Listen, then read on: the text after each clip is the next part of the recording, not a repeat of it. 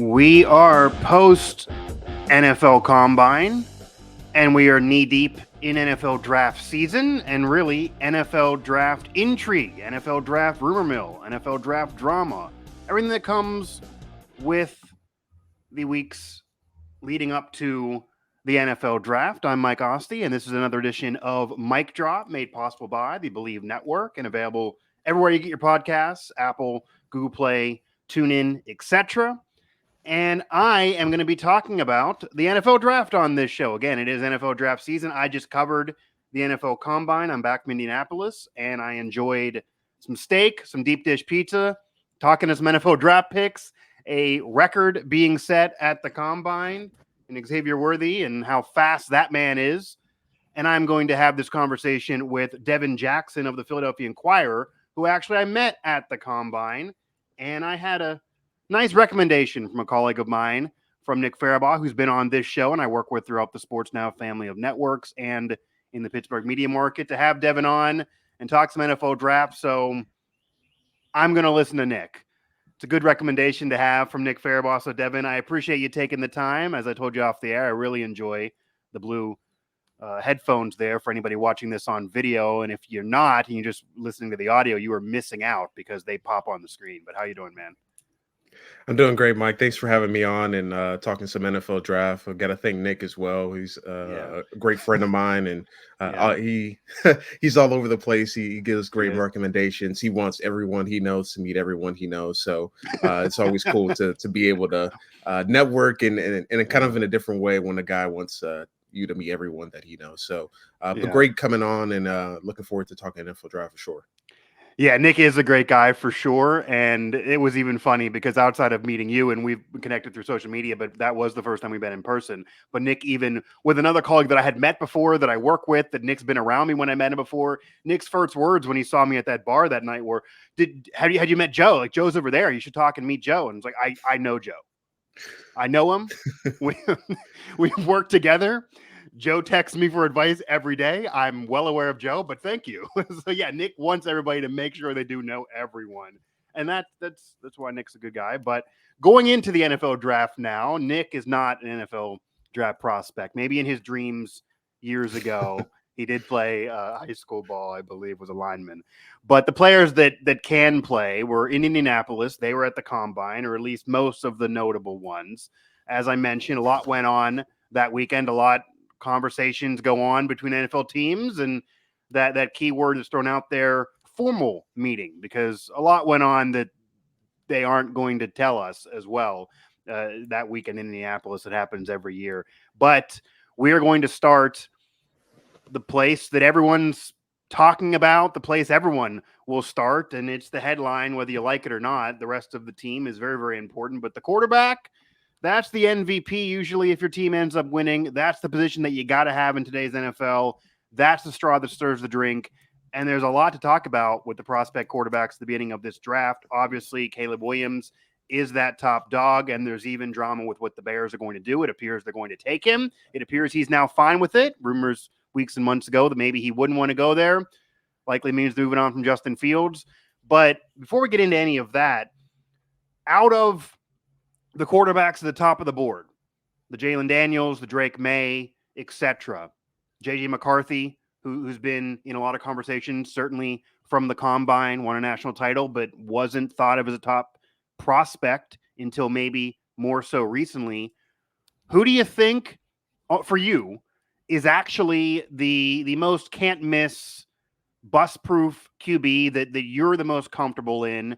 How do you think this is going to play out? And do you have any takes here that differ with any of the norm? I did hear a hot take from Ryan Leaf, who might be argued as the biggest bust in NFL history, former QB, obviously.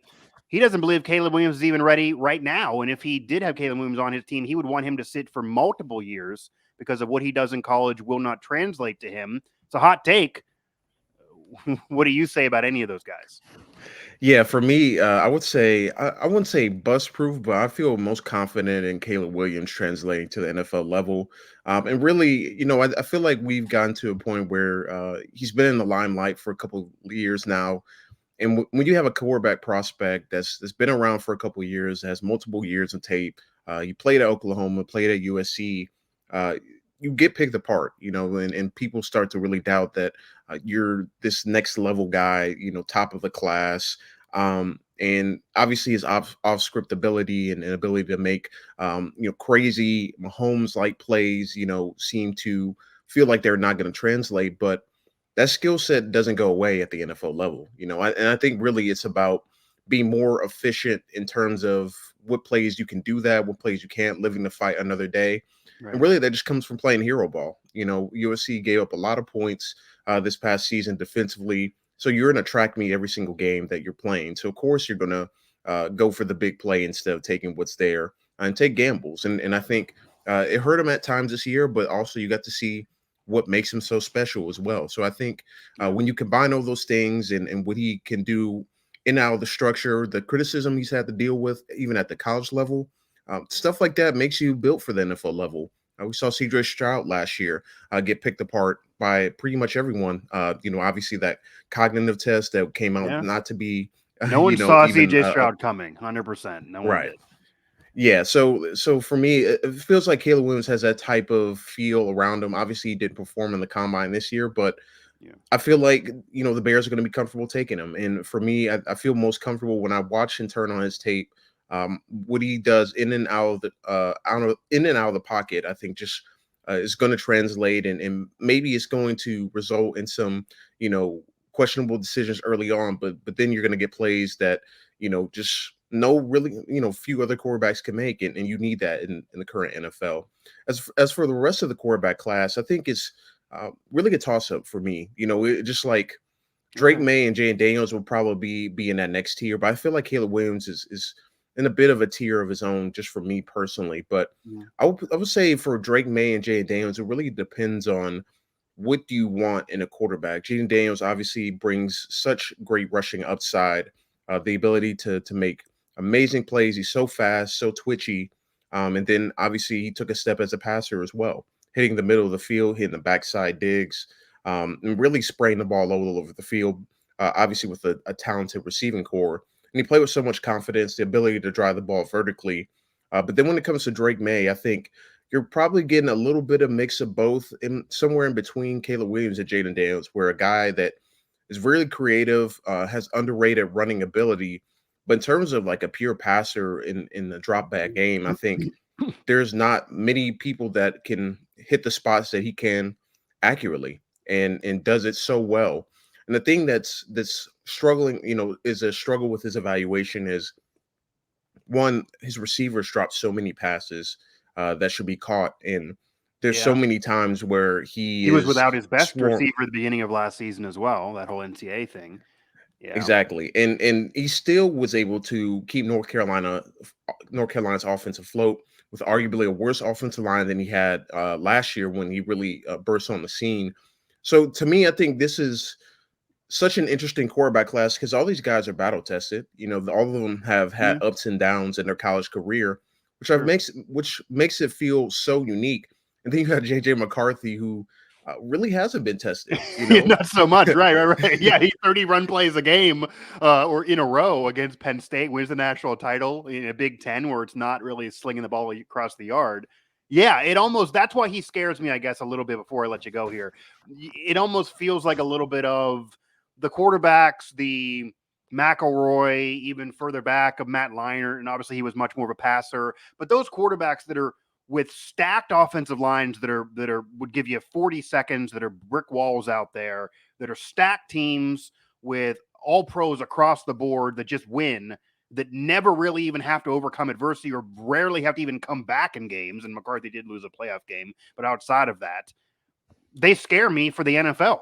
And there's a long lineage of those guys not working out because they're going to be put on teams in the first round that are bad. They're going to clip off losses. The O-line will usually be bad. They won't have the playmakers there.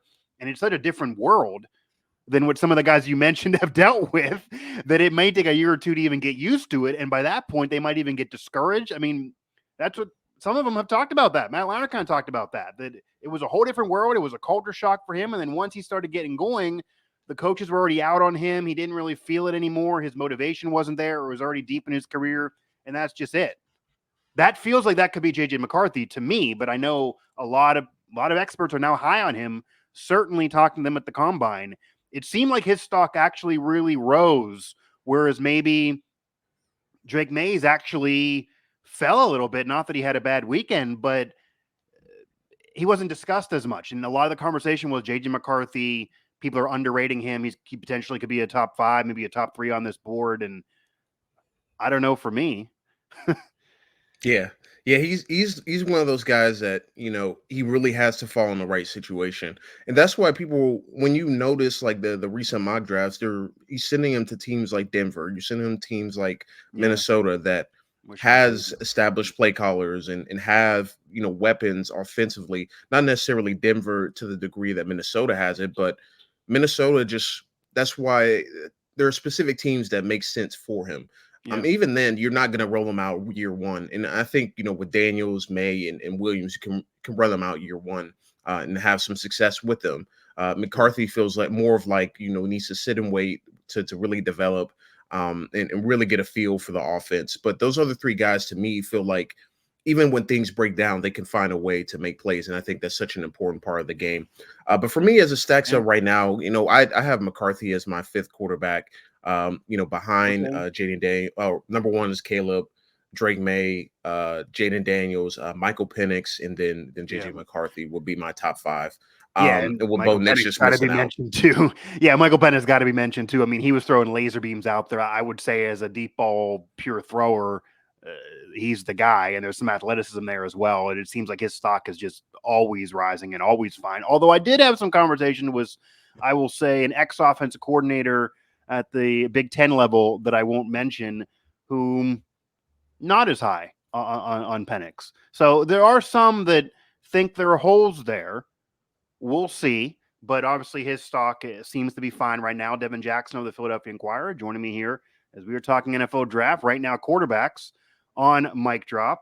Now, to backtrack a little bit here and go back to the top of the board, it seems like everybody, again, including the Chicago Bears, have Caleb Williams as the number 1. People like Ryan Leaf may drop hot takes, but he is that guy. You mentioned a little bit why maybe that perception maybe is a false narrative, because if you're down in games because your defense is so bad, you can't throw checkdowns, or else you're not giving your team a chance, even if you're putting solid film on for the NFL level. So he kind of was forced into the situation that some thought his value may have decreased this past season in comparison to his Heisman campaign. But if you were going to compare Caleb Williams right now to, say, Justin Fields, which is the conversation right now. This is a guy who's been in the league for a couple years. He had a solid end of the year, but he's been dealing with tons of different coaches and coordinators, and that's going to change. And you could argue he hasn't really been put in the best position to succeed, but it now appears like the Bears are going to part ways, not pick up the 5th year. Go ahead and draft Caleb. Caleb will be there. The franchise of the Bears, despite being historic, has never had a legendary quarterback to be a perennial All-Pro, etc. So that Caleb is trying to buck that trend, and they don't want to pass on another, what seems like surefire first-round guy again with this staff who can carry on. But how would you compare, at least as a talent, Fields now with some NFL time under his belt versus Caleb Williams right now as a prospect? They are similar in age. This would be first round to first round. But if you're dumping Fields for Caleb, even though Caleb's obviously going to come cheaper on the rookie clock, you got to feel like you're getting the more talented guy with the higher ceiling, or eventually this is going to be a move that'll come back to bite you. So how would you compare the two of them? Yeah, I think when Fields was coming out, and I kind of look more like, prospect to prospect, how they look coming out. I feel like Fields was just the better runner of the two. I feel like, just in terms of the dynamic, the power, just how he was able to really make defenses hurt on third downs, especially. But in terms of throwing the ball, I just think there are 2 different worlds in terms of throwers, and it feels like Caleb Williams is just different, in terms of his arm elasticity, how he's able to change arm angles, his ability to really hit any part of the field on the run, falling backwards. I mean, he's thrown all types of passes, and they seem to get to those players, especially. With Fields, it feels like he's not as confident in terms of like throwing out of structure a little bit. It's like he looks more to run, and it could be just translating to NFL game. You kind of like revert back to what you feel like is your some of your best traits or some of the best things you can do under pressure. And it felt like in those times he was trying to look to run more so than keeping his eyes up and down the field. And over time that got a little bit better, but it just there's no consistency there. And with some of the quarterbacks in kind of field skill set, when you look at Lamar Jackson, you look at Patrick Mahomes, what's really started to separate them is that when they're around chaos, they know where their outlets are and then how to draw that line between running themselves and like just getting be a distributor. And I feel like Fields never got to that point where he became a full-time distributor. He was still trying to out athlete. Sometimes he was still trying to create big plays with his legs, and really go big play hunting in general. I think that's kind of the play of the young quarterback is how do you manage like running the plays as they are, moving the ball down the field and taking the 5-6 yard gains instead of taking the 30-40 yard gains. The same thing with Caleb Williams, and I felt like he did a better job as a college prospect this year, especially with teams taking away the big play, like balancing between just taking the dump offs and taking the short plays and taking the surefire completions, because you have to chip away at defenses. And I feel like Caleb Williams started to learn that a little bit more this year. Obviously, there's still plays, especially when you're down 15, 20 points, where you got to have big plays and you got to kind of force it. So I think he's learning that balance a little bit at the college level, which I feel like Fields didn't do as good of a job of doing. So I feel like when you're looking at kind of their skill sets, you have a guy in Williams that's more of a distributor, a guy that he can run the ball, he can use his athleticism and outside the pocket, but consistently when you see his highlights, he's trying to get the ball down the field. It's not like he's a run first type mentality. And I think that's kind of the main difference between the two. And the way that you describe Caleb Williams, and obviously this is an incredibly high bar, and I kind of do hate comps because it's unfair expectations, but you do describe Patrick Mahomes. You do describe an athletic quarterback that also can do the pocket passer thing if he has to, that'll take the check down, that can scramble to make a play, but certainly doesn't have to push it, can find a guy underneath, can dink and dunk you, but also can go over the top, can extend plays if he has to, won't make mistakes, won't try to do too much. I mean, that's Patrick Mahomes now. It kind of even was at the beginning of his career, really. Most quarterbacks take a while to get going. And you could argue with Fields to his defense, I'm sure some would say, certainly Bears fans that want to move on, or meaning move on and keep Fields and move on to this, to what they're doing now, that he could get better at all of that. Because those were what you're saying about Fields now was a criticism of Lamar Jackson early in his career. And he's certainly become a 2-time MVP. He's done a lot more with his arm.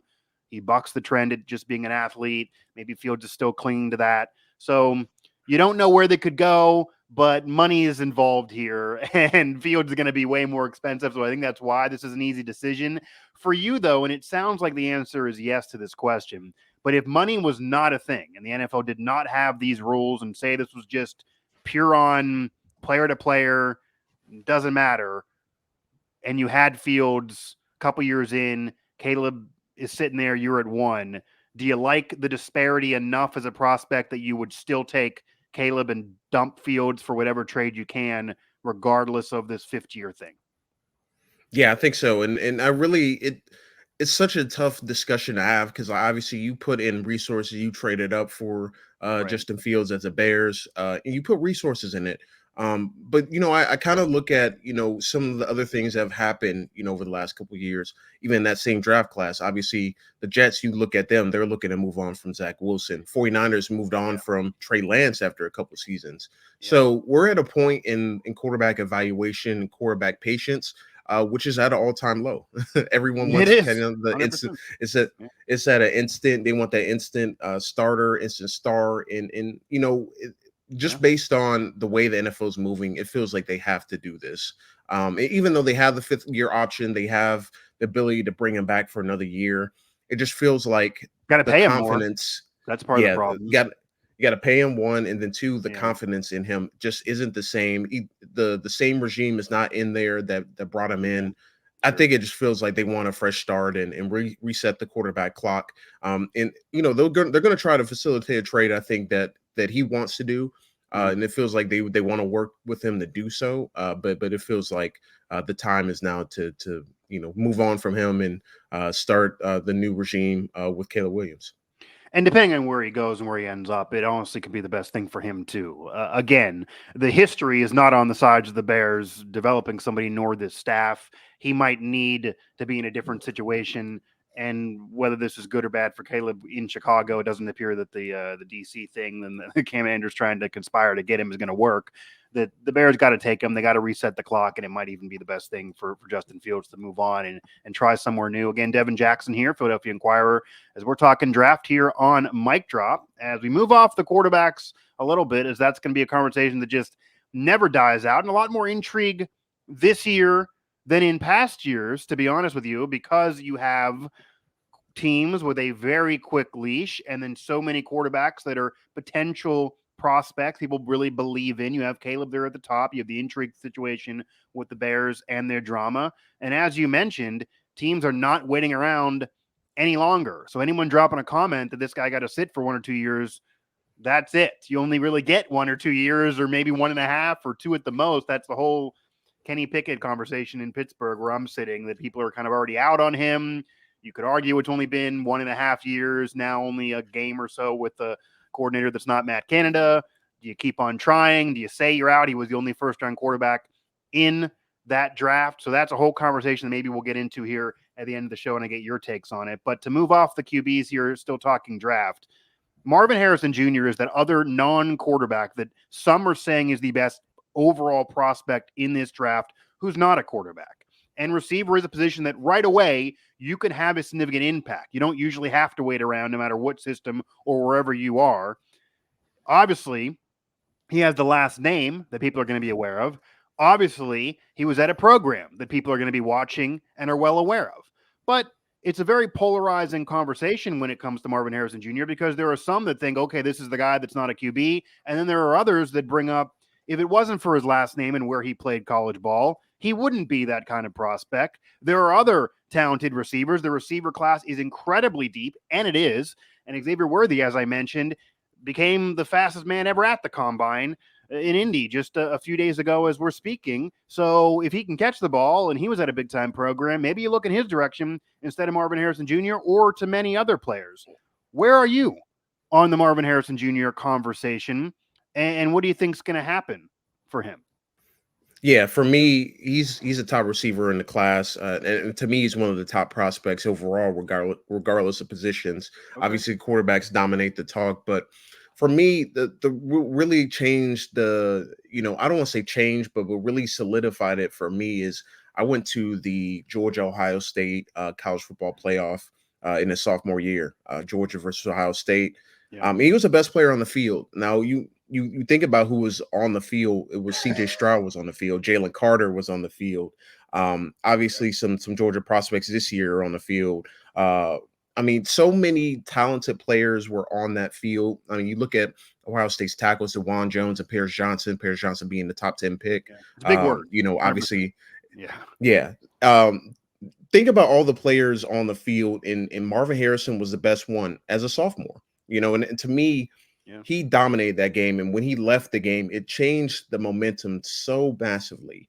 And to me, when you have a guy that's that valuable to a team as a sophomore, as a guy with a potential Heisman winning quarterback that went in the top, went second overall to the Houston Texans. I mean, there are just so many layers to what he brings to the table.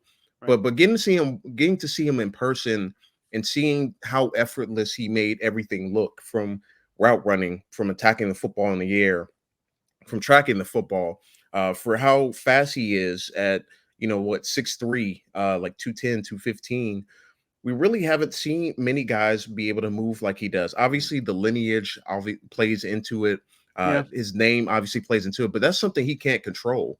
And getting to interview him over the couple years that he's been in college and getting to talk to him one-on-one, I mean, the way he attacks everything is such like a pro. He wants to work at his craft. The day after they lost in that college football semifinal to to Georgia, he's working the jug machines. He's getting right back into his craft. So he's a guy that, to me, at the college level, is already a pro. And you got to factor in, obviously, he has a new quarterback. The quarterback isn't probably an NFL level quarterback at all. Might have That been played good for Ohio him State, Kyle McCord. to Yeah, show what he did exactly. And without CJ Stroud, honestly. and it showed that he's still, despite all that, despite the underthrown passes, maybe he didn't get as many targets as he should have gotten. He still played really well this season. And to me, I think that speaks volumes. But look, I think, again, this is another aspect of a guy that's being propped up or has been propped over the last couple of years. But NFL teams were ready for him in 2022. They were ready for him to declare then, so they were ready for him to come to the NFL level.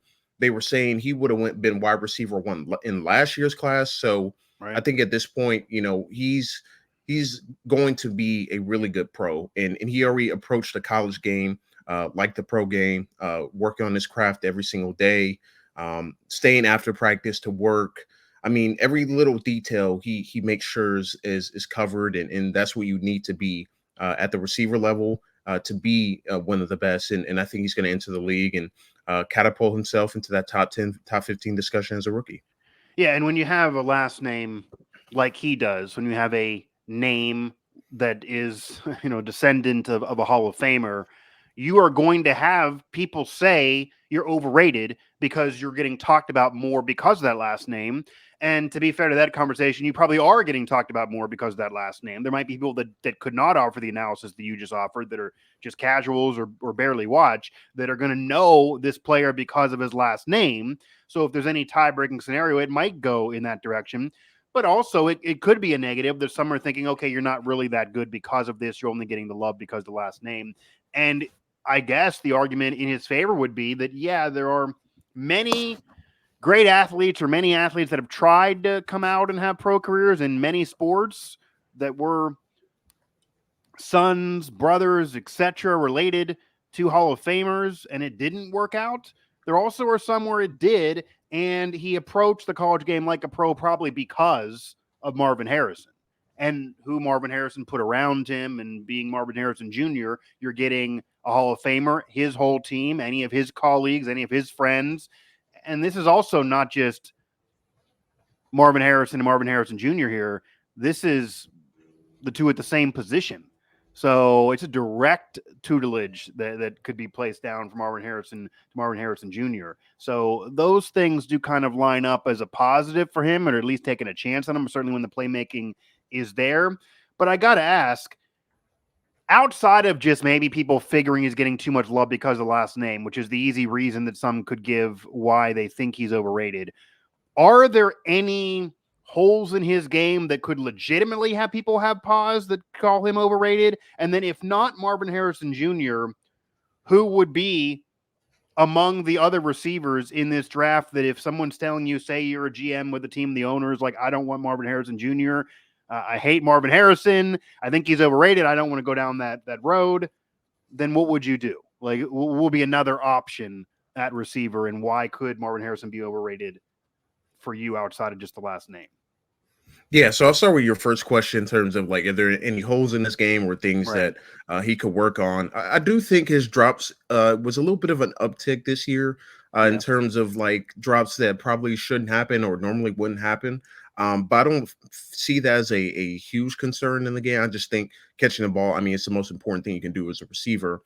So I would say that. And then I don't think when you start to compare some of the other receivers, he's not a, dynamic, like, run after the catch guy that maybe a Malik Neighbors is, or a guy like that to me. So I think, obviously Xavier Worthy as well. But when you look at his side, I mean, he's a guy that's a bigger receiver. So obviously he's not going to be as dynamic in terms of, like, creating huge chunk plays. I think he's more of he's somewhere in between, like, he's a legitimate deep threat and can go up and make contested catches. But along would be more of a possession type of receiver. So to me, I feel like he's a guy that probably gets a little bit more volume. He's probably not going to blow you away with like a 80-yard touchdown. He just turns up the sideline and takes it to the house.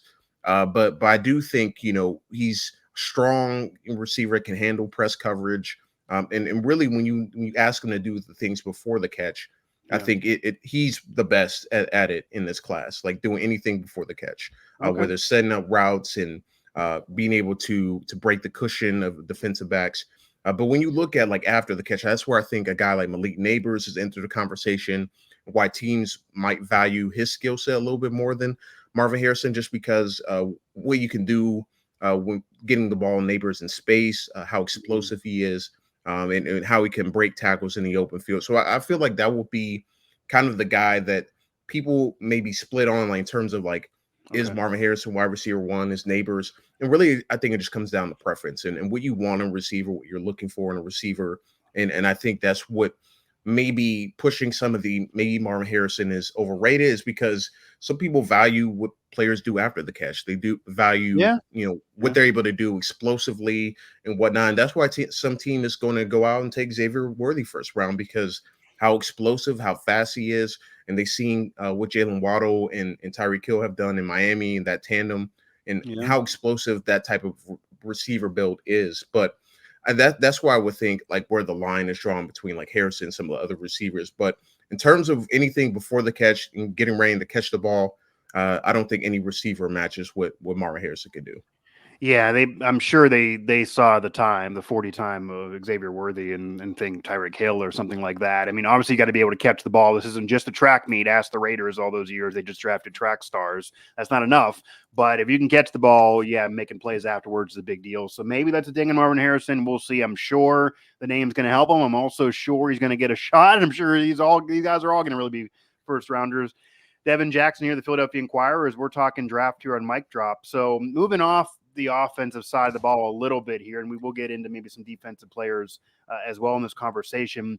Who are some players out there, offense or defense, in this draft that are not getting talked about enough, that I haven't brought up, that on most of these shows you appear on that people are not discussing, that maybe you would call a sleeper? This could be even a late round pick that you've covered a lot. You were at the combine that you think this player or these players could really have an impact, could be that diamond in the rough of this draft. We've seen that in recent years, late round picks, and obviously the historic example is Brock Purdy as Mr. Relevant at QB doing it and going to a Super Bowl. That's not something that had ever happened before and likely won't happen again, at least not as Mr. Relevant. Obviously, Brady was a late round pick. But even aside from the QB position, obviously, are there any sleeper picks that you think they deserve more love? They're going to have an impact. They're going to be good. You're confident in it. It's not a hot take for you. Yeah, so there's a couple guys that stand out to me. I'll start with the defensive side of the ball, and I'll go defensive end Marshawn Nealon from Western Michigan. And Okay. to me, I really like his size and his athleticism, his ability to be a disruptor in the run game specifically. And obviously playing at a MAC school, people question a little bit like the competition level and Yeah. how well does he play in those types of environments. But when he played Iowa, he was so disruptive against normally a historically good offensive line crop that Iowa produces every year. He was very disruptive in both in the running ability and pass rush ability. And then when he went down to the Senior Bowl, he had a lot of good reps against some really, really good tackles. Just how explosive his lower body is, how powerful his hands are. I mean, getting to talk to him at the combine podium, he's a guy that understands that people are going to question the competition level and what he can do against a bigger, stronger, faster, quicker, twitchier offensive lineman. But to me, I feel like the sky is the limit for what he can bring to the table. He's still, just scratching the surface as a pass rusher. But to me, I feel like he's going to be a really good run defender early on in his career and really be able to push the pocket with his strong hands and power. So he's a guy to me that will translate both in both of those aspects. And as he continues to develop, Okay. I feel pretty good about him. Churning out a really good and long career as a guy that can start as your defensive end in about a year or two once he really adjusts to the NFL game. So he's one guy for me. I'll go to safety and Dadrian Taylor Demerson from Texas Tech. To me, he's a guy that really has not been talked about much in a safety class that doesn't really have a true top guy. A lot of people are like, is it Cameron Kinchins from Miami? Is it Jaden Hicks from Washington State? Is it Tyler Nubin from Minnesota? But to me, I think you really get value in the third and fourth round, especially for safeties. And that's where you can find a lot of starters, a lot of guys that, may not have the, high end, Yeah. speed, athleticism, but safety is a position that you got to be instinctual. You have to be really smart on the back end, and you have to know when to take chances. And Demerson, to me, he really displays all those things. He didn't blow up the combine with his speed and athleticism, but he's a guy that has played all over the place. From one high safety to in the box to as a two high guy, as a nickel. So to me, I think he's going to find a role in an NFL squad, whether it's at nickel, whether it's at safety, whether it's as a dime linebacker. I think you really have a wide range of things that you can do with him and for his skill set to translate. So he's another guy for me defensively that just makes a lot of sense in terms of what he brings to the table and just how good he is, tackling in open space and covering down the field. So that would be the two defensive guys for me. And then I'll just go one offensive guy here. And I'll go Ricky Pearsall from Florida. I know he's a Power 5 guy that, is a slot receiver, outside receiver, play a little bit of both at Florida. But to me, what he does as a run blocker, I think is going to be the big reason that teams are high on him. When you think about what the McShay offensive system, what the Shanahans like to do, they want guys that will crack down on linebackers, that Especially will like steal late defensive round ends, picks. Yeah. that will be able to do the dirty work and then still be able to catch the ball in the middle of the field, be reliable, get open down the field. I don't think he's going to be some all pro type of receiver, but I feel pretty confident in that he's going to find a long career and find his ability to crack the starting lineup as a rookie, just because his willingness to block, his ability to get open, understanding how to find soft coverages, and be able to sit in holes in zone coverage specifically. There's so much good that you like in this game. He did so well at the Senior Bowl, one of the best receivers coming out of the Senior Bowl, and then he tested off the charts at the combine too. I think he had like a 42-inch vertical, and he ran the fastest 3-cone at 6.62. So he's a guy to me that his game is going to translate. I feel pretty confident that him and Lad McConkey are two guys that in a receiver class where there's a lot of high upside guys that may have a low floor. Both of them have really high floors that can be dependable receivers, whether it's wide receiver 2s or 3s in the NFL and find a long career. Yeah, and generally speaking, safety and receiver are two positions that if you don't have an opportunity because the pick's not there for you, you don't want to give up a lot for a trade, and you miss the high-end guys, you can usually get quality production in the middle to late rounds. Like there usually is depth there. There's been in recent years. So those two are definitely interesting names to pull out there, and it also may depend on what you're looking for. And if you can block, you're going to have a spot usually at least on special teams to open up your career and get in the roster. That'll help you make a roster for sure here. Devin Jackson, the Philadelphia Inquirer. Mike Asti here. It's Mic Drop, made possible by Believe and available everywhere you get podcasts. I now want to move somewhere that I'm very familiar with. I cover him professionally. It's Zach Frazier. We had to wait 2 hours to speak to him at the NFL Combine. I went through a scrum of about 20 plus to me and a couple colleagues pretty much that stayed for that 2-hour trek. And he did tell us a lot of that was conversations about his health, his last play in college, 10-second runoff, avoided losing time off the clock, allowed Garrett Green and company to win a game that they almost were blowing. It got him into a solid season. They lose that game. A lot's different for the West Virginia program, likely. That was a heads-up play. Zach Frazier's mentioned every team he's talked to, formally or otherwise, has said that was a major deal for them. They loved watching that. Shows he's a smart player. You hear about his intelligence, athleticism, obviously a stand-up kid, very, very mature. I think he's going to have a great career. What are your thoughts on Zach Frazier?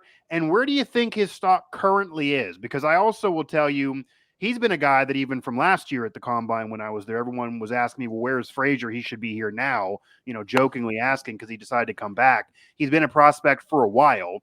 He would have been drafted last year, likely. It appears his stock, even while not 100% healthy, he didn't do the 40 yet, but he plans to be fully healthy by the Big 12 Pro Day not far from now, that his stock just keeps on rising.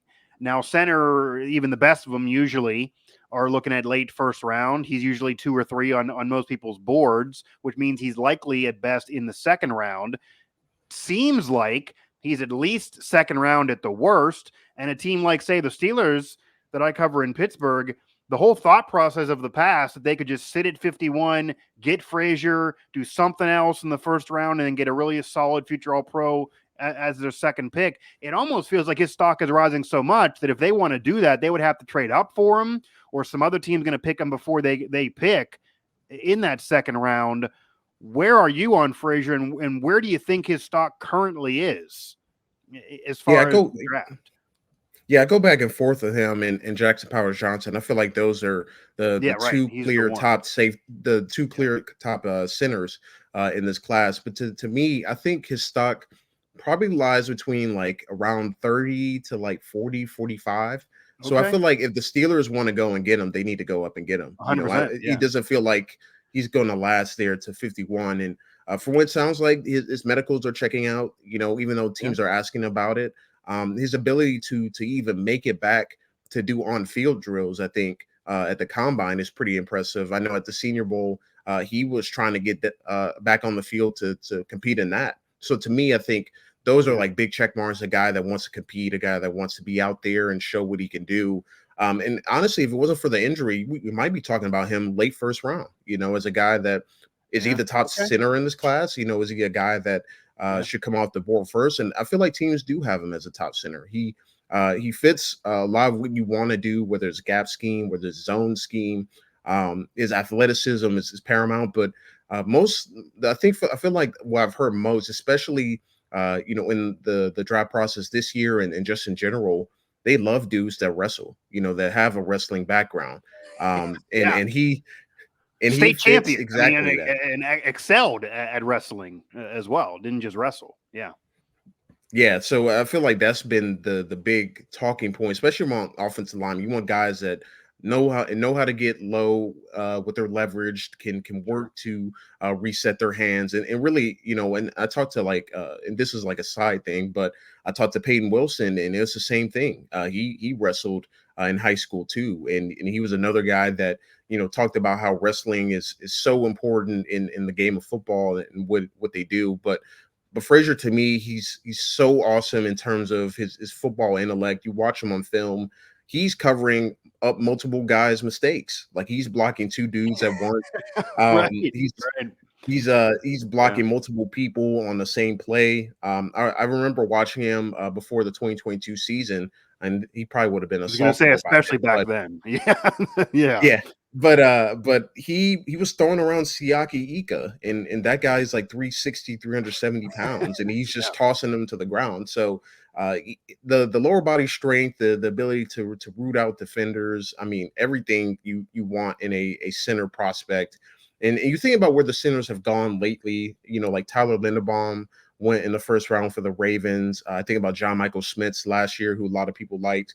I want to say he went 37 or 38 to the Giants. So it feels like that late first, like early to mid second round is where his stock lies, and where a team can select him and have a guy that is there for to be a decade long starter. Yeah, he's very mature as well, very intelligent, very athletic. These are traits that you definitely would want in your center. That's a position that you're looking to draft a guy to be there for the next 5, 10, decade long. This isn't like a 1 or 2 year experiment, like a quarterback you tried for a couple of years and you try again.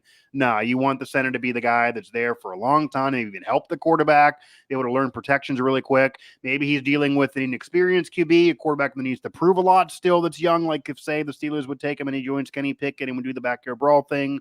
Or if he is, say, with the Bears, who talk to him a lot and they do move on from Fields, or even if he's there and it's him and Caleb Williams, you need him to be able to do something with a young quarterback as well and learn those protections. So I think his intelligence is a big deal. Now, no one's perfect. And I try to ask everybody this who comes on to talk Frazier, because everyone just waxes poetic about Frazier. Just personally, as a player, there's no one really who doesn't like him. And you could even add what I asked him at the combine, and I do think is a feather in his cap. But you mentioned what he did a couple years ago and watching him on film. I don't even know if everyone's fully aware of this, but he dealt with such a unique quarterback smorgasbord in college, I'll say, that I think is a major benefit for him. he dealt with Jared Diggy, JT Daniels, and Garrett Green. And that's just the last couple years. 3 different type of quarterbacks, way different type of quarterbacks. And you're going from pocket passers to guys who can't move out of the pocket to air raid style to Garrett Green that's kind of drawn it up in his backyard and can scramble and sometimes, audible when no one's ready for him. And that, I think, is a major coup for Zach Frazier. You can plug him anywhere, and he's dealt with that QB and that style before. But my question to you then would be, what could be something about Frazier that would hold him back? Like, what is a negative for Zach Frazier that would give you pause, that would make you have him as your number 2? Some even I've seen have him as the number 3 center, which then I would feel like is lower than the majority. But no one's perfect. What could be a criticism of Frazier or could hold him up from being a future All-Pro?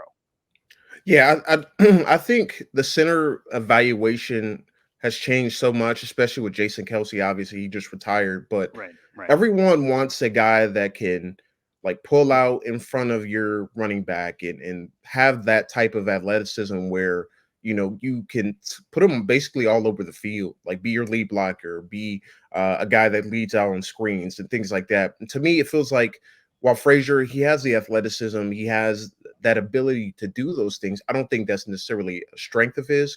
He's a guy that to me is going to get the job done, at any means necessary. And it may not be the most flashiest. And really, to me, I think he's more of a blue collar type of prospect that he just goes out and does his job or he does the best that he can. And to me, I think, maybe his arms are a little bit smaller than, some of the elite centers. And obviously, arm length is one of the biggest things to me that can sometimes be overblown in prospects. But things like that, like him being able to reset his hands and get underneath players, I think makes such a huge difference. But you're not going to be able to do that to everyone. So I think it's being able to translate some of that wrestling background into what he can do at the NFL level. And things happen so quickly at the NFL level, a little bit quicker. So I think, adjusting to the NFL game, I think it's going to take him a little bit. I don't think he's like some athletic specimen that you typically see, like a first round center go, like obviously like a Linderbaum, and then, Jackson Powers-Johnson is getting some love there as well. Right. So I think that might be the only thing that people may see is like, he's not, what's the quote unquote sexy pick or the guy that has all those highlights that maybe some of his other people do, they at the same position. And I think that that kind of discussion kind of drives those things. Does he have like amazing play? To me, you really have to enjoy offensive line play to watch and respect what he does. And it's hard to evaluate. You don't have stats. You don't have. It's hard to watch that film unless you maybe played the position before or watched that film for a while. 100%. Yeah, so it's not other linemen. Yeah. Yeah, so I think the narrative around him is like it's not the flashiest film that you're going to see there. But to me, like if you get the job done, that's really all that matters. You don't have to drive a guy through the ground every single play, and you don't have to like completely block him fully. As long as you get a piece of him and create that seam, that's really all that matters. So I think that's what the discussion around him is like, all right, but JPJ does this and say, he pulls out in front of, the running back and he, cleans a safety 20, 25 yards down the field. Maybe Graham Barton is getting some love too as a guy that played left tackle, play center early in his career. And the same thing, like he has more of those like wow plays, like, can play all over the line. But to me, I think when it comes to just center position, especially, you got to be able to have that down and down consistency and have that strong lower half and strong anchor. And I feel like he checks all the boxes, which, I think a team is going to be really happy getting him, regardless of, if you had JPJ or Graham Barton ahead of him. I think Frazier has a chance to be all pro sooner than those other guys. Yeah, I don't think there's any team that selects Zach Frazier that's going to sit there and say, I'm disappointed or I'm upset with this pick. He's going to definitely show up, be mature, and put his head down and do some work and act like a pro. He's kind of been a pro already. And I do think he's kind of bust proof. Whether he ends up in Canton someday is a whole nother conversation. I will tell you, Nick brought up the arm length as well. That's seemingly what I do normally get if you're going to have a negative of Zach Frazier. And anyone can also watch film, and it's probably hard to evaluate these centers because anybody can look at the tape and say, well, all of these guys aren't bungling snaps. All of these guys get it to the QB. All of these guys, block and win their one-on-ones. What makes one better than the other outside of the 10? But again, maybe he does have that solid tiebreaker of the intelligence of that 10-second runoff. That last play could get him a pick or two bump from where he otherwise would have been. So coming back seems like it's a positive for Zach Frazier for one more year as a Mountaineer, help that program get back to where it wants to be. And then it doesn't appear the injury is going to derail him. And if he can maybe run a 40, we'll see at the Big 12 Pro Day, he certainly should be ready for camps, etc. Now, moving around the docket here of what we covered locally, especially throughout the Sports Now family networks that I'm a part of, I do want to ask you about Chop Robinson. So he's somebody obviously from Penn State. He was in a lot of conversation at the Combine. Has a cool nickname, really, really talented, made a lot of big plays in college. What are your thoughts on Chop Robinson and him as a prospect? Yeah, he has one of the quickest first steps that I've seen doing evaluation. Just how he gets off the football, how fast he gets off the football, how explosive he is. It can't be overstated. I mean, it just it's hard to stop his speed rush, and Right. really, I think that's where kind of the conversation starts and ends. I think he's a guy to me that is a bit of a project right now in terms of rounding out his game. I do think he got marginally better as a run defender, but he's still not much of a factor there. Or wasn't much of a factor there at Penn State. It just felt like once he got washed down out of a play, he was kind of out of it. And when he's not really able to use that speed to his advantage, he's not as an effective pass rusher. He's still effective, but he's not a guy yet that has that second or third move just yet as a pass rusher. And I think that's what makes his evaluation difficult, is because a team is going to see that and say, well, that's all I need. I only need a guy that on third downs I can unleash him in the speed package I have, or send him on stunts, or moving around. But how high do you take a guy like that if you see him as more of a pass rush specialist? So for me, I think he's a guy to me that he can wreck a game plan. He can absolutely devastate a team with his speed and his rushing ability on the outside corner. He does have an inside move as well that could be used to kind of build off of. But right now, there's only a few moves right now in his arsenal, and I think really to take that next step, obviously got to have 3, 4, 5 moves. When you compare him to this draft class, I just think he has that one elite trait that most don't, but is that one elite trait enough to take him over other guys that may have not, one dominant trait, but have 2 to 3 really good or high level traits instead? And I think that's where the conversation kind of gets muddy with him. To me, I think when it's all said and done, he probably ends up as a second rounder, but I wouldn't blame a team for taking him in the first round if you plan on having him as kind of a sub package guy early in his career, and let him continue to round out his game and figure it out as a run defender. I think that's going to be his biggest jump. And it could be to figure that out. Obviously, he wants as much money as he can and be as high of a pick as he can get. But if you go in the second round, he might be put in a better situation, better system.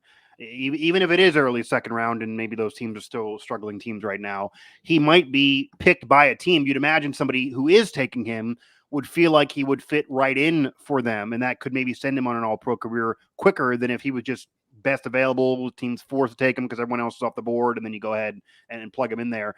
On the other side of the ball for Penn State, we're not going to talk about all 10 prospects that were there in Indianapolis, literally, but Theo Johnson, tight end, he was the other one with another big combine workout. Chop Robinson obviously had one defensively, but Theo was right up there, top 1 or 2, pretty much everything across the board in terms of the workout, the 40, the split, the 20-yard shuttle.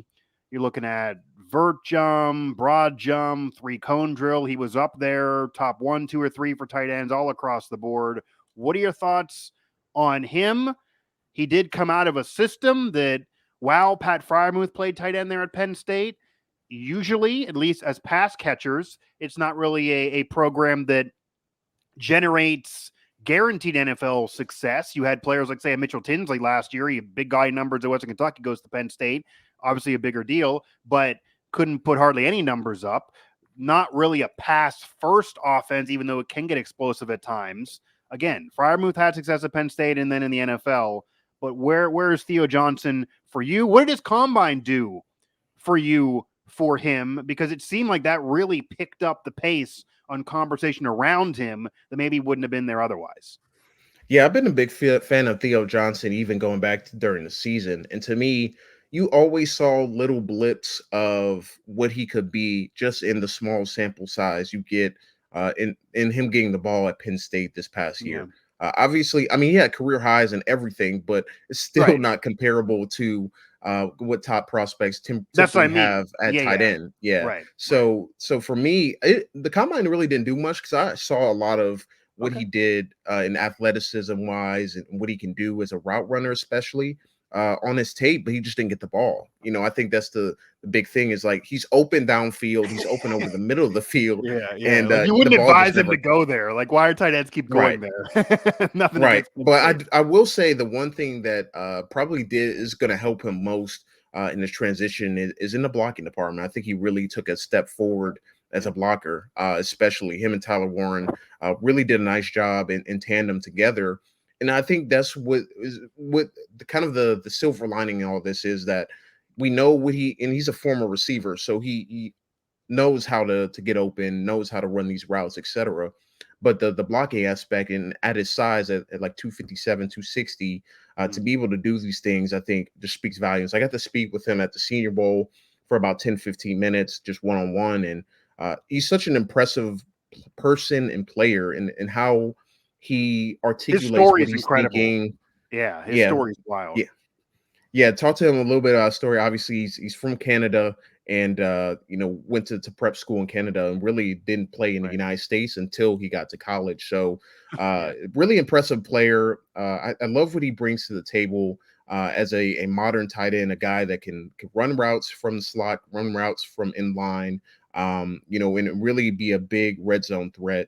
Especially at the NFL level. But to me, the combine just really solidified what you see on his film is a guy that's extremely athletic and extremely underutilized. And obviously we've seen, obviously like the George Kittles of the world and the Iowa tight ends kind of go through something similar, where you don't necessarily have the college stats to show maybe you're going to be a dynamic player, but you can go on and have a really good career. And I think Theo Johnson is, when I look at him and Britton Strange, who went in the second round last year, I feel like Theo Johnson is the better player, between the two. And I like Britton Strange, but I feel like Theo Johnson is like that rare athlete you get at the position that can do so many things well, especially in line as a blocker.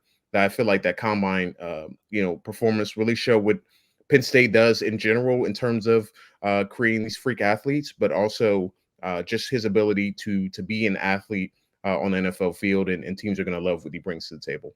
Yeah, I think Theo Johnson also impressed a little bit more combine to combine this year versus last year as a pure athlete, which is big if you're comparing him with Bretton Strange. Not that Strange is not.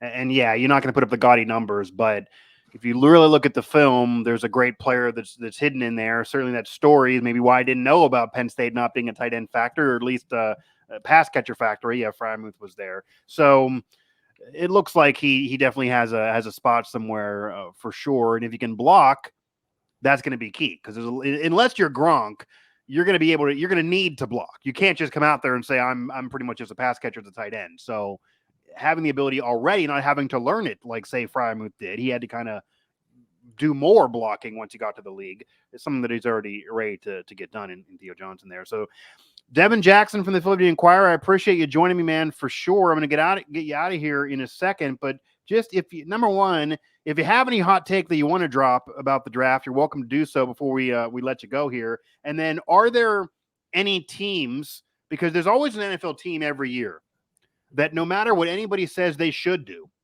or what makes sense, or even talking player versus player prospect wise, this team just throws a monkey wrench in and gets really wild.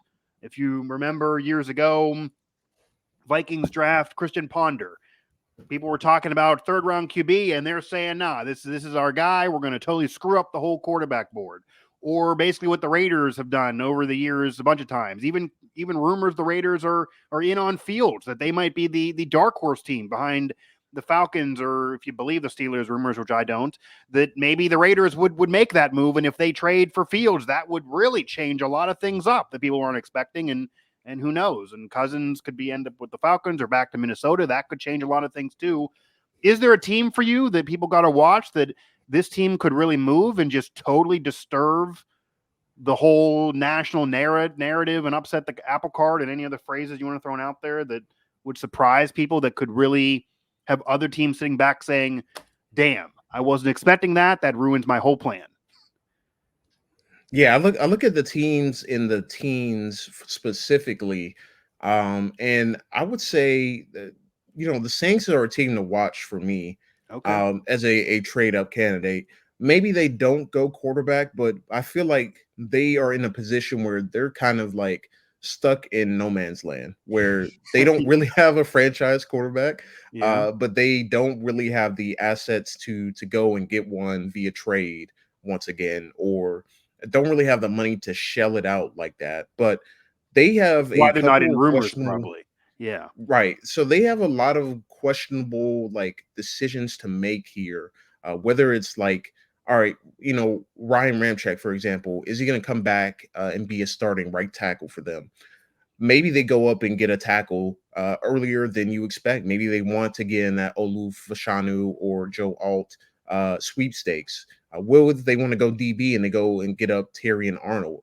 So it feels like a team like that where like you're kind of stuck in the middle of the road. You don't really have, the guy, but you have to pay, like a Derek Carr, exorbitant amount of money to be your quarterback, but you really don't believe in him. I would not be surprised if they made a big swing. They tried to make a big swing back in 2017 and got leapfrogged by the Chiefs to get Patrick Mahomes. So I'm not saying this is a similar situation, but it feels like they're a team that they have to do something. And they really don't have a tackle of the future per se. They took Trevor Penning a couple years ago, and he really hasn't turned out to amount anything. Marshawn Lattimore could be on the trading block for them as a guy they don't want to pay again. Running back could be another area of need for them if Alvin Kamara doesn't make sense for them going forward. So they have a lot of question marks. Michael Thomas, same thing. A guy that could be cut or traded. So they have a lot of question marks. So I could see them trading up into like that 6, 7, 8 area, and maybe a team like Minnesota were planning on doing that to get like a JJ McCarthy, or they want to trade up to get a quarterback, and boom, the Saints do that, and maybe they do swing and take McCarthy, So I feel like they're a team to watch out for as a potential trade up, and I wouldn't rule out the Giants trying to trade up in the top 3 either. I feel like we haven't talked much about the Giants wanting a quarterback, and maybe there's pretty rumors about quiet Saquon and the future of right. him there, right? There's a lot of rumors about his future, yeah. But you're going to tell me they're going to run it back with Daniel Jones and Yeah. expect to stay status quo? So to me, they're another team to watch that's maybe not in the teens, but at 6 right now. But they have the Chargers at 5. They could easily trade up with. And really, depending on what happens with the Patriots, if they don't have the quarterback there, they may be looked to sell too. So I wouldn't rule out the Giants as a team that, especially if they want to get a quarterback of the future and want somebody there to basically transition from Daniel Jones because it's not working. I wouldn't rule them out too. Yeah, I mean, unless you believe what they're trying to sell, which is hard to believe that they are continuing with Daniel Jones, or even Saquon saying he still believes in Daniel Jones. That's the message coming out of there. But that could be the message, kind of like you're alluding to, that everyone's saying that and then they just surprise and don't do it, because that's not really what they're doing. They did pay him though recently, which was the whole thing there. So they could be interesting. When you bring up the Saints, they really are interesting from the mindset of, you kind of know the Panthers' plan, even though they're years away, and they got an ownership that's fired and coached 7 games into a season. So that's a catastrophe, really. You got the Buccaneers who make the playoffs, bringing Baker back, bringing Mike Evans back. All that makes tons of sense for them. They should be the division favorite again. But outside of those conversations, you look at Atlanta. If they don't get Cousins, they're probably years away as well. The door is open there in that division. That if the Falcons don't get Cousins, they don't get Fields, and they just got how they are, basically you're looking at the Bucs locking it up already with a 9-win season to win the division. So if you maybe think you can do something to speed that clock up for yourself, and the door is open. So maybe they would finally do something. Devin, I appreciate the time. It'll all be very, very interesting. We'll be looking out for it. And maybe I'll be talking to you again here, when the dust has settled and all of these moves have been made one way or the other. Yeah, for sure. Thanks for having me on, Mike. And, great talking with you. And as always, just let me know if you want to have me back on. I'd be happy to accommodate. Absolutely, man. All right, Devin Jackson from the Philadelphia Inquirer. I'll definitely be talking to you and hitting you up, man. Have a good day. You too. Devin Jackson from the Philadelphia Inquirer there. Did meet him at the Combine. I heard he was a fantastic draft analyst. To have him on Talks and Draft here on Mic Drop. That was exactly what Nick said. You got to have Devin on Mic Drop after Nick's been on recently and knows all about the show and where this show is going. So wanted to do it, wanted to oblige, and I was happy I did because that was a great conversation with Devin Jackson here, talking quarterback, talking Marvin Harrison Jr., talking Zach Frazier, the Penn State prospects, Chad Robinson, Theo Johnson, some teams that could surprise, some players that could be sleepers, some drama involved with the NFL draft. We talked about it all. Make sure to find this and every episode of Mic Drop here, made possible by the Believe Network. So you can find it on the Believe Network platforms, as well as everywhere you get podcasts, Apple Podcasts, TuneIn, Google Play, etc. Available video, available audio, available everywhere in your ears. And more draft conversation, more draft drama is still yet to come. So maybe more conversations and shows like this before the draft actually gets underway, when we keep on knowing more and more. We're still before pro days. There's still time, folks. But certainly after the draft, we'll have to have Devin back on to kind of go over his takes here and see where he ended up being in terms of accuracy of what actually happened in the draft. Maybe he'll come back on, we'll get a different Devin, and he'll be angry and say everyone just missed, because those are always the most fun. But again, thanks to Devin Jackson of the Philadelphia Inquirer. Again, this has been another episode of Mic Drop here on the Believe Network. I'm Mike Asti, and you can find me at Mike Asti 11 all through social media.